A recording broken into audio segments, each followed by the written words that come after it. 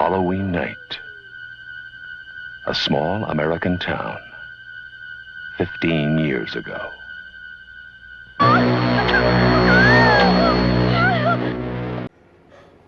Hey guys, what's up? It's Biscuit Boo Horror Reviews, and I'm here with a Halloween recommendation video. This video is going to be very much like the ones I used to do. I didn't do one last year. I don't really know why, but the last one I did was like 2 years ago, so I'm going to do one this year.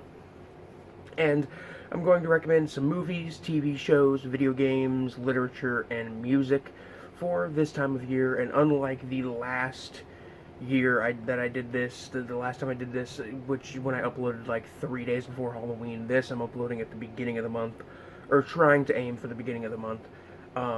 So yeah, that's basically it. I'm going to start with the movies because I know that that is like what my channel's all about, so that's what I'm going to get into right away.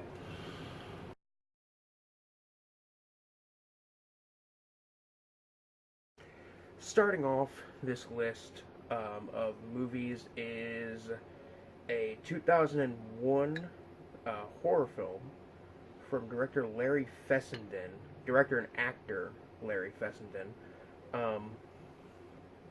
I'm talking about his film Wendigo. Now, Wendigo is a movie that I watched fairly recently.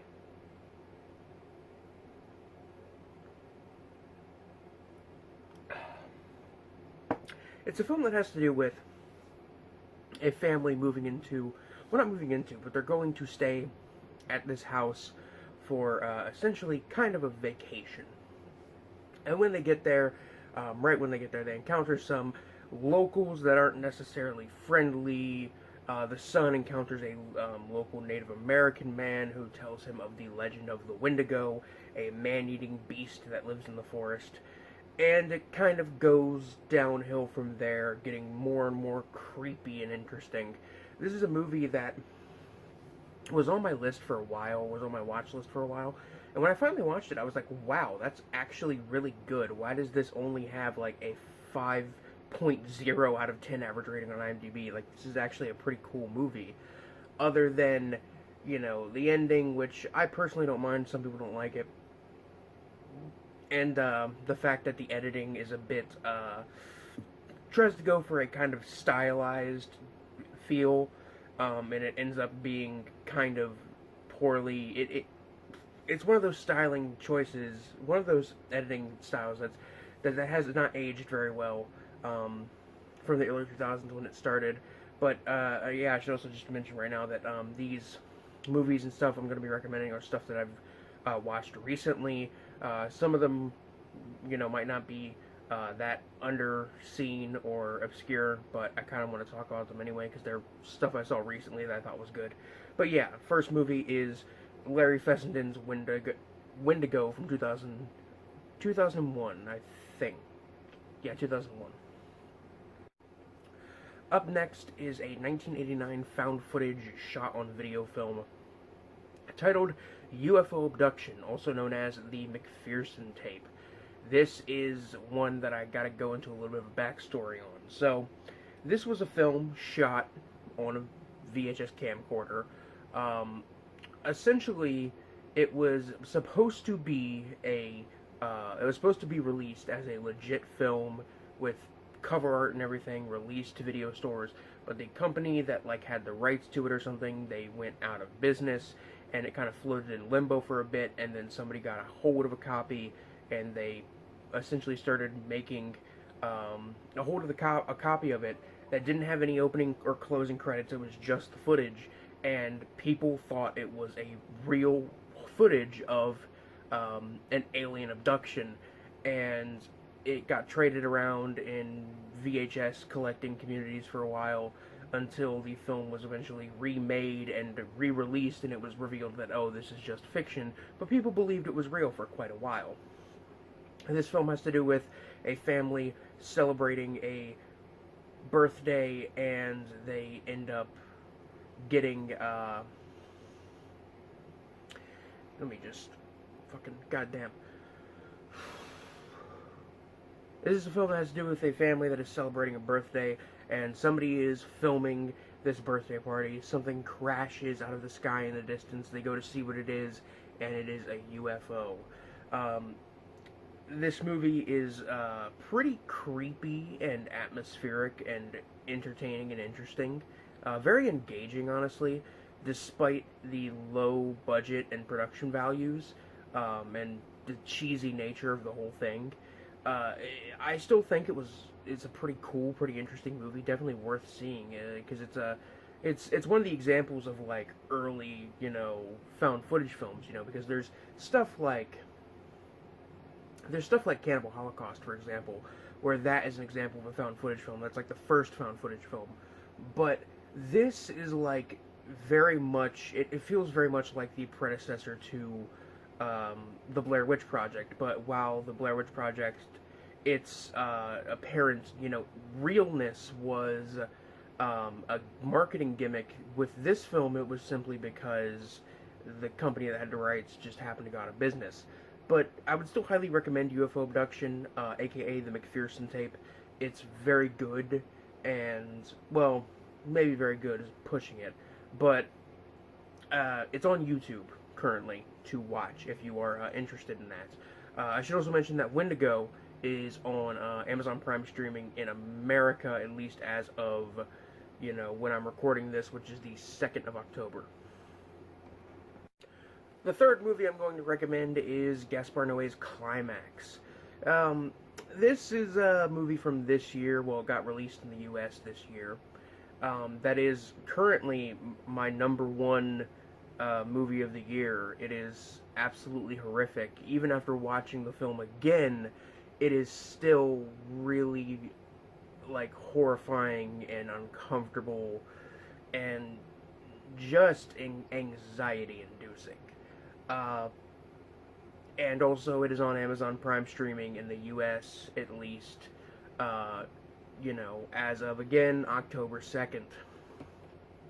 So, yeah, Climax is a film about a group of dancers who are essentially staying in, like, an empty kind of school while they are practicing for a performance, and it's like the middle of winter, and somebody puts LSD in the sangria they're all drinking, and as the night goes on, things become more and more depressing and fucked up and just anxiety-inducing is the main word. When I first saw this movie in theaters when it came out, I was in a funk for like a week and a half because of how much that movie, like, made me feel uncomfortable and unnerved. Unlike something, I hadn't seen something in a theater that uncomfortable in a minute. So, yeah, I would recommend Climax, if you don't mind reading subtitles.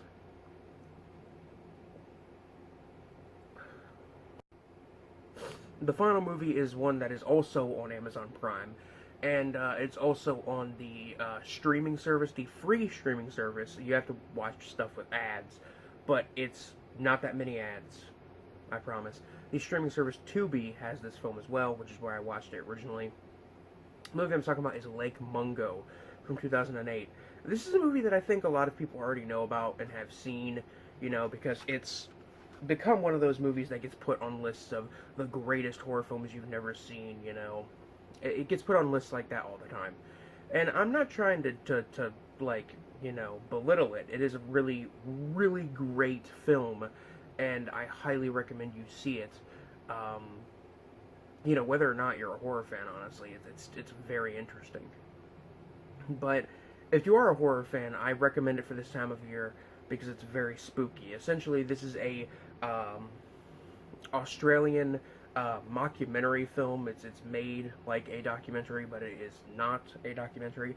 Having to do with a family who their daughter ends up dying tragically in an accident, and they think that there's something going on in their house. They think that maybe her ghost is haunting the house, or that somebody she may have known might have been involved with her death in some way. And it's really a movie about loss and grief and you know the process of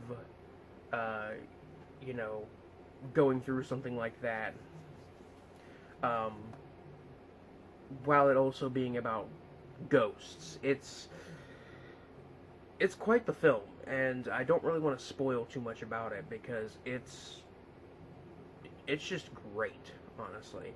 And out of all the movies I'm going to recommend here, like this and Climax are the two that I'm like, if you haven't seen these are great. Just know that both this and Climax are very depressing. Climax is pretty disturbing, but very much worth watching. But yeah, that concludes the film portion. I think I'm gonna do the TV show portion next.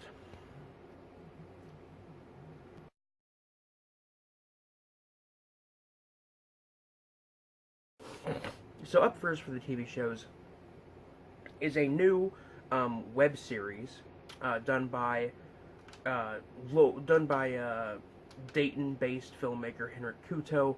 I'm going to be very quick with this one because I don't really have much footage to show or anything.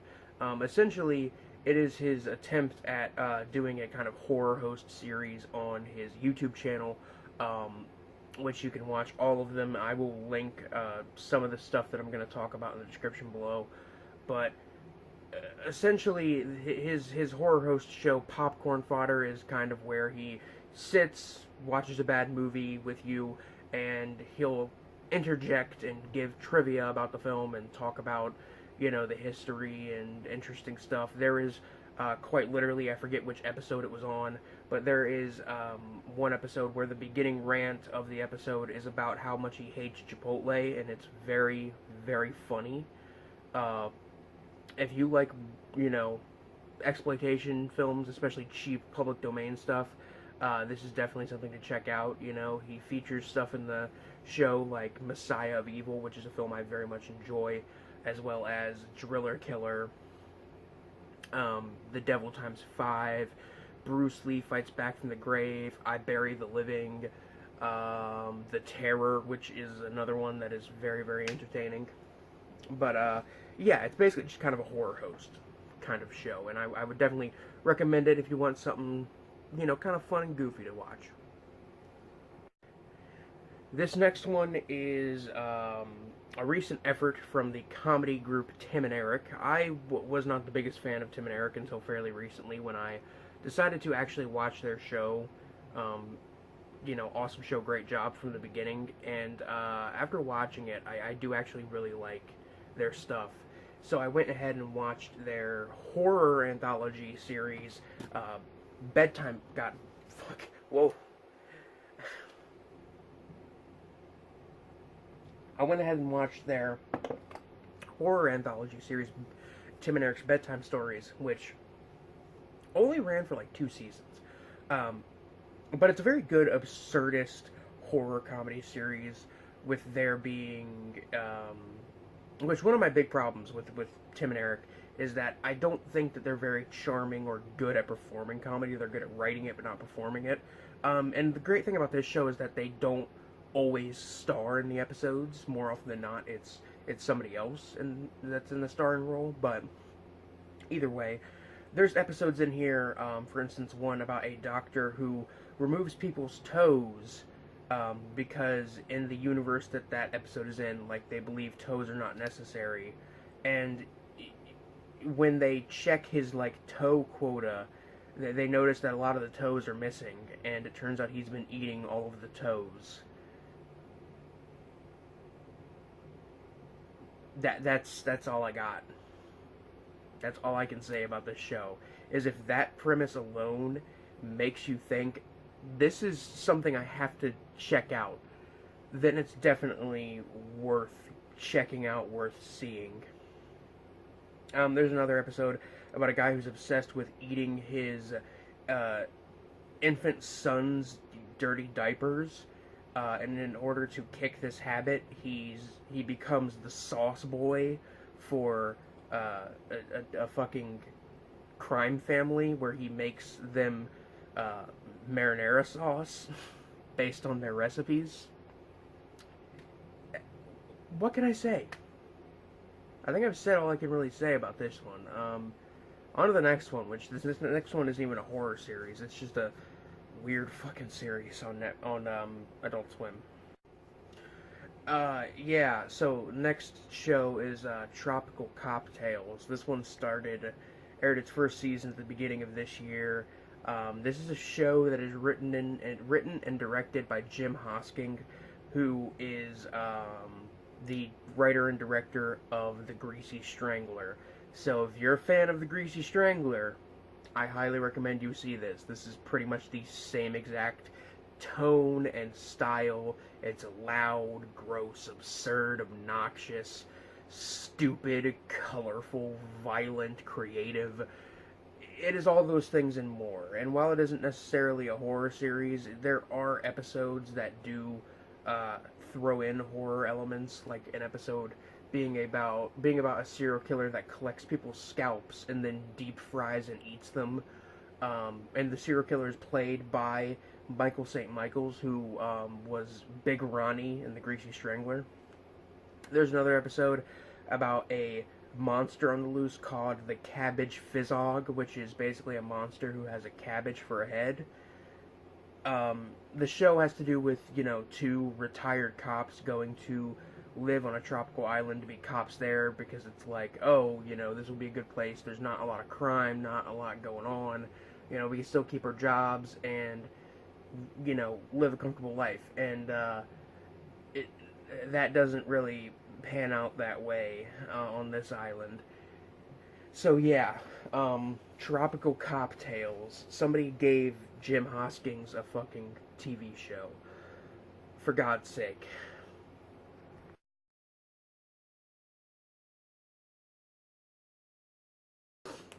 Up next, I'm going to do the video games. The first video game I want to recommend is a video game that I actually beat, just the other day after buying it. It is an Italian horror game called Remothered Tormented Fathers. This is part of a trilogy of games. The second game is going to come out next year, and then I guess the third game is going to come out sometime after that.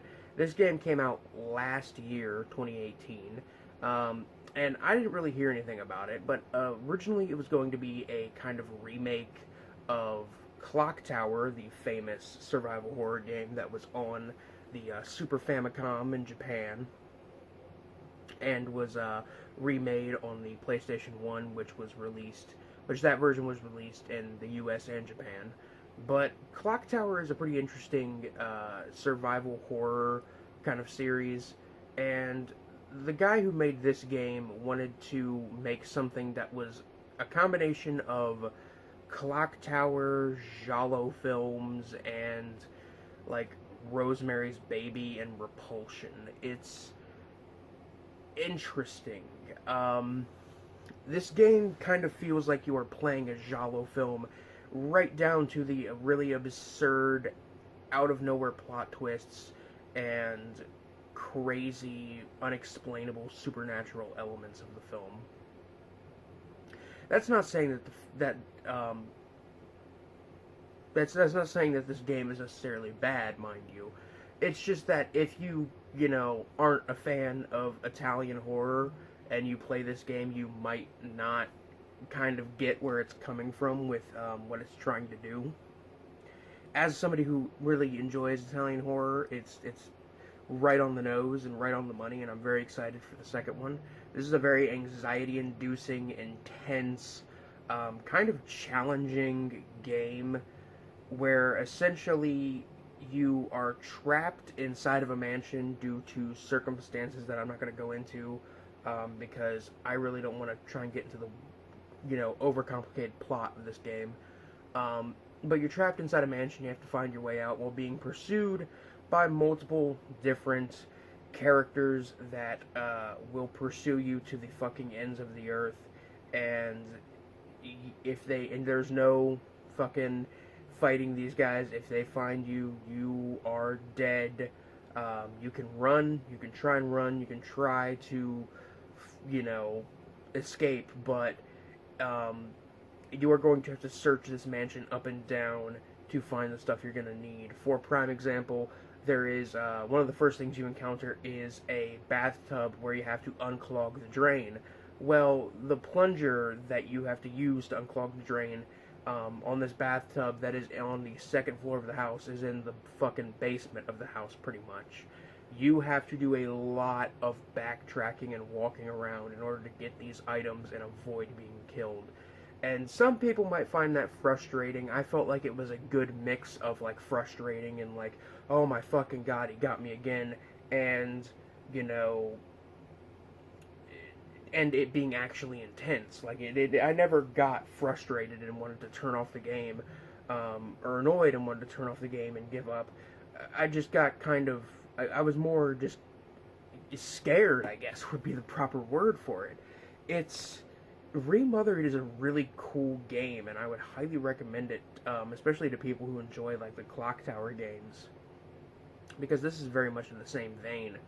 That's all I really got to say about Remothered. This game, I know it's on PC and PlayStation 4. I think it might be on Xbox One. I don't know for sure, but I would definitely recommend checking it out, picking it up.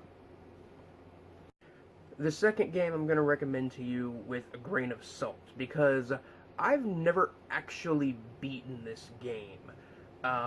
Because I personally think for somebody like me who, you know, is a bit impatient. I know I was just saying when talking about Remothered that this game requires patience, but that's because that game is actually scary. This game is just a cheese fest. I'm talking about Night Trap, the cult classic of the fucking Sega CD.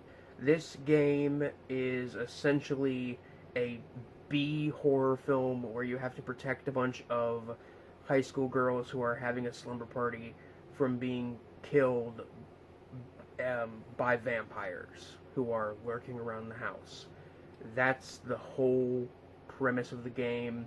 You have to switch between cameras because everything in the house happens in real time, and try to catch all these vampires using ridiculous traps that are laid throughout the house. And yeah, this game is a major fucking cheese fest, and if you like bad horror movies, I would highly recommend it, because it's entirely full motion video. There's actually an edit of all the full motion video segments on YouTube that's like 50 minutes long. That is the cinematic edit, which basically tells the story of the game from beginning to end with all of the live action cutscenes, which is very cool. And I would actually, you know, I would actually honestly recommend that before I'd recommend actually playing the game, because playing the game requires you to play it so much that you know exactly what is going to happen when, and that requires way too much time. Time that I do not have on my hands at the moment, but I would still recommend giving it a shot if you want. And the final game I'm going to recommend is the new game from the developers of Until Dawn, which, interesting, Larry Fessenden, the director of Wendigo, actually was one of the writers for Until Dawn, and he was also the motion capture actor and voice actor for the dude with the flamethrower in Until Dawn. Interesting. Man of Medan is this game. The Dark Pictures Anthology first game, which they're going to release a new game like next year, and I'm really looking forward to that. Essentially, these are kind of walking simulator-esque games. Like, yeah, there's mini games and stuff to avoid being caught by monsters or whatever is going on. But essentially, this new Dark Pictures Anthology, all these games are going to be non-connected, original stories that, you know, kind of play with the tropes of different types of horror, with the first game they made, Until Dawn, being, you know, having to do with, like, the trope of being trapped in the mountains in a cabin in the woods, so to speak, and slasher film tropes. This one is, you know, playing with the tropes of horror at sea and, you know, ghost ships. I played the first hour of this game on a live stream on my channel, and it's a very fun, very enjoyable game. If you like Until Dawn, you're gonna like this one. But yeah, this basically has to do with a bunch of teenagers who go deep sea diving. Well, college students, I should say, who go deep sea diving, and they end up, pissing off some people, and they end up getting stranded at sea in a storm, and they go onto an abandoned ghost ship, and bad things happen. That's the easiest way for me to put it. Bad things happen.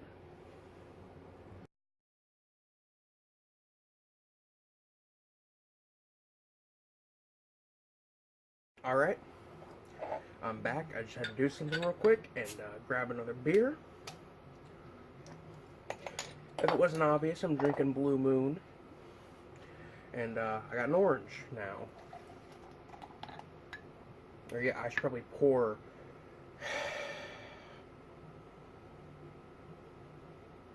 I've only had one beer and I'm already doing shit like I'm drunk. Anyway, we're on to the music now. The first album I'm going to recommend is the new EP from Ghost. 7 Inches of Satanic Panic. This is a new EP, just dropped towards the beginning of September, and this EP, according to the official canon of the band, is a re-release of an EP they did in the 60s when Papa Zero was the lead singer. As a result, the music sounds and the music video for one of the tracks, Kiss the Go-Goat, it has a very Alice Cooper, Scooby-Doo kind of vibe. Like that's something I see a lot when people talk about Ghost. They're like, oh, it's just Scooby-Doo music, but metal. And it's like, yeah, definitely, but this is like going full Scooby-Doo, Alice Cooper, throwing any semblance of subtlety out of the fucking window, and I really, really enjoy it. I kind of hope that they go this direction with another album. Not that I necessarily don't want an album that's like, Prickwell or Meliora again, or even Infestessimum. I love that album. But this is a very good EP. That only consists of 2 tracks, and they released it on a limited edition 7-inch vinyl, which I didn't get a chance to get it off their website before it sold out. So I had to order it off Canadian Amazon, and it's not going to arrive until December. So there's that. But if you like Ghost and you haven't heard these 2 tracks yet, I highly recommend it.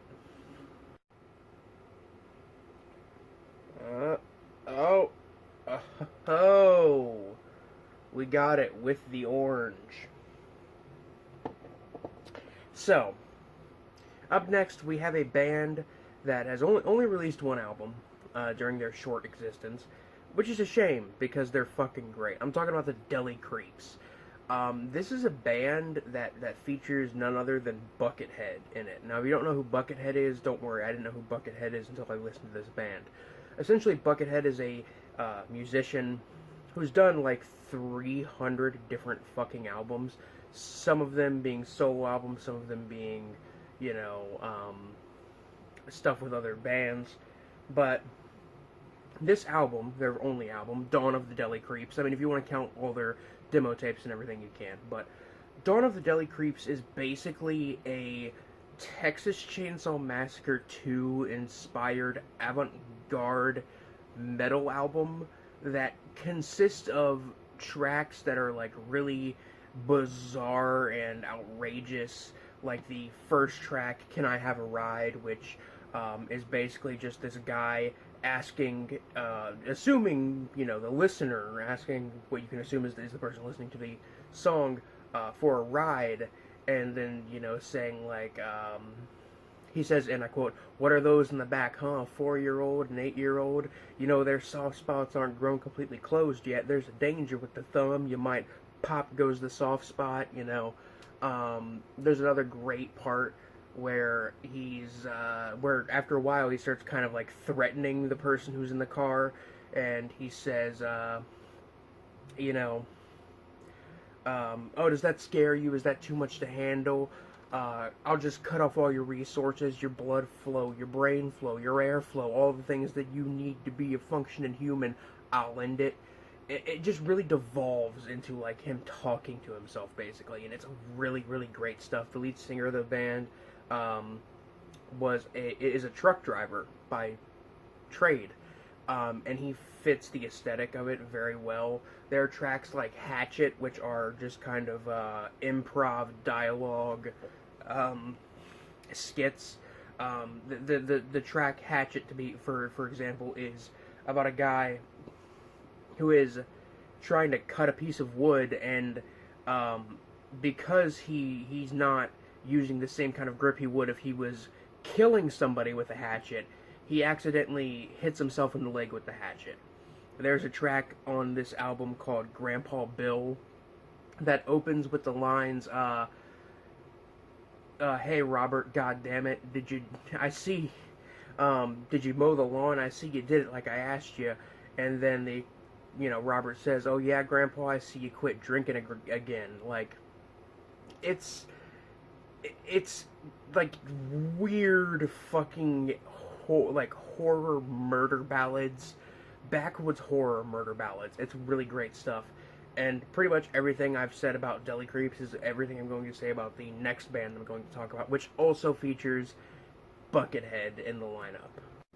So, next is Corn Bugs with, I don't even know which album I'm going to recommend. I'm going to recommend Rest Home for Robots, because that's a compilation album that features some really great tracks. Now, Corn Bugs is very similar to Deli Creeps, except none other than Bill Moseley, Chop Top from Texas Chainsaw Massacre 2, for those of you who are unaware, is the lead singer, and he is performing on this album, on every album they've ever released. They released like 5 albums, in character as Chop Top. He even refers to himself as Chop Top, and on the track, which I think is one of their best songs, the track that is on Rest Home for Robots, Pigs Are People Too, he even mentions going to the stock car races with his little brother Bubba, which is Leatherface. Basically, if you just want to see an extended universe of Texas Chainsaw Massacre 2, Corn Bugs. That's the way to go. There's great tracks on there. There's stuff like Poker Face, which is a great one having to do with an urban legend of a monster living in a tunnel or a cave that's hidden in the woods, and after a while the Chop Top eventually, after encountering this character of Poker Face, says don't eat me, don't be mean, come and share this bag of candy, happy Halloween. It's just fucking ridiculous. But yeah, Corn Bugs and the Deli Creeps and Ghost, which I recommended Ghost, I think, on the second one of these videos I did. But yeah, that's the music. Oh god, we're almost there. On to the literature. This one is going to be even more incoherent.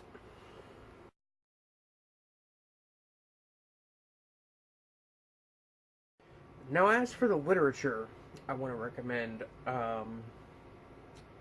the first thing I'm going to recommend is 2 novels by Stephen King. First one is one I finished towards the beginning of this year, called Needful Things. Needful Things is, out of everything I've read for King, one of my favorites, and I think one of his most consistent works.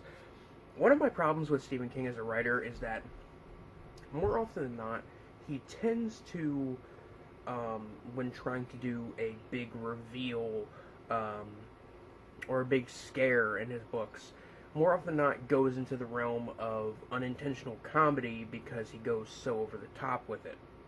I think a great example is a leprosy-ridden bum offering a blowjob to a child in his novel It, which I think is probably one of his worst novels in my opinion. Don't crucify me for that. So, here we have Needful Things, which is essentially the story of a shopkeeper, Mr. Gaunt, who opens a new kind of secondhand shop in town, and he claims to have an item that everybody would want. And after he sells these items to people for whatever price it may be, 50 cents and a favor, which the favors are always part of it, or $30 a hand job and a favor. Um, yeah. After he starts selling things to the people in the town, stuff starts to get a bit weird around town, with the sheriff, local sheriff, kind of wondering what the hell is going on, and you essentially follow all of these different characters as they encounter Gon to buy something from him, and then they fulfill the favor they promised that they would do for him. And at first it's just stuff like putting mud on somebody's sheets that are hanging out to dry, or throwing rocks at somebody's house. It's something that's relatively innocent. I mean, well, not innocent, but innocent in comparison to what happens a bit later in the novel. It's a very mysterious and creepy piece of literature that never really shows its full hand. It doesn't go over the top very often. I think there are maybe 3 or 4 moments in the whole novel where it goes to that point of almost unintentional hilarity with how over the top it gets. And those moments are like the ending, for example, which is probably one of the worst things about it, as well as a couple of the kind of scary reveals, or kind of creepy moments. But for the most part, it's very mysterious, creepy, sad, tragic, bizarre, interesting, weird. It's like, pretty much any kind of Friday the 13th the series kind of thing that they got going on, but it's still really cool and interesting. And it's probably maybe my second favorite, third favorite novel from King. Onto the other novel I'm going to recommend from him. The other novel from Stephen King I'm going to recommend is the first Dark Tower novel, Dark Tower Book 1, The Gunslinger. This is a fix-up novel that King wrote in the early 80s. Fix-up novel basically being a term that means a novel that is made up of pre-written short stories that the author then rewrites to put together into one cohesive story.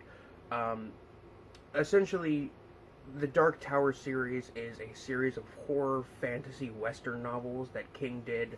There's like 9 of them in total, and the first one came out in the early 80s after he wrote a few kind of interesting short horror western stories for some pulp magazines, and eventually he turned them into a series of books that has been turned into a movie that nobody went to see. Apparently there's going to be a series in the works, which I'm interested in seeing how that turns out. But the first book in the series has to do with the character of the gunslinger, Roland, who is going on a very long journey in an attempt to capture the Man in Black, an evil, seemingly interdimensional figure who is the source of a lot of pain and misery throughout this weird alien post-apocalyptic planet. The novel is set on a version of what you can assume is Earth, because the line "the world has moved on" is very prevalent, and there are references to things like "Hey Jude" by the Beatles, for example. One would assume that this is supposed to be kind of Earth after some great cataclysmic event, and it essentially follows this character as he goes from town to town looking for the Man in Black, and he encounters trouble all along the way involving demons, witches,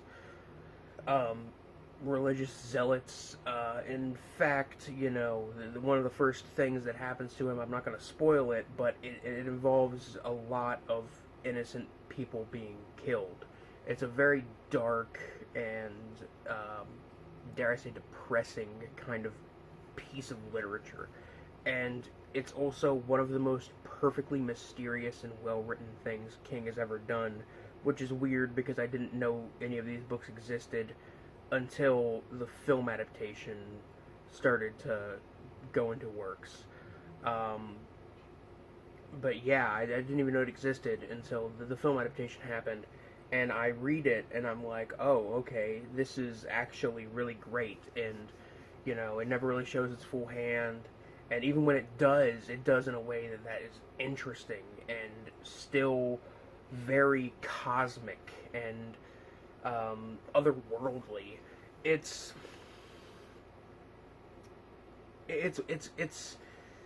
unlike a lot of King's other works. It's something that I can really dig into, and it's something that maintains its tone despite being that maintains its tone very well compared to a lot of his other stuff, and is consistent in being creepy and uncomfortable and jarring. Um, Very much like how Needful Things keeps it together very well, but even Needful Things has problems. The Gunslinger, on the other hand, I personally don't think has any problems. Um, and with that, I'm going to move on to my final literature recommendation. The final piece of literature for the month of October that I'm going to recommend is an anthology horror manga by Junji Ito. I'm talking about Fragments of Horror, which I own a hardback of. I don't want to show really any of the art from this book because it's just like a lot of Ito's stuff. It's very good, and even if you aren't into anime or reading manga, this is something I can recommend. I recommend Ito to just about anybody, and that is for good reason. The dude knows how to make visceral, uncomfortable, creepy, weird imagery and stories, and I really, really enjoy his work, especially Uzumaki, which is getting a anime adaptation, which looks very good. But look at this artwork on the actual hardcover without the dust jacket. That's very, very beautiful artwork, and this is all artwork that's done by Ito himself. Again, I don't want to show too much of it, I don't want to spoil it because it's really good. There's stories in here having to do with a woman who desperately, no matter what, wants to be dissected. There's another story involving a man encountering a giant black bird with the face of a woman.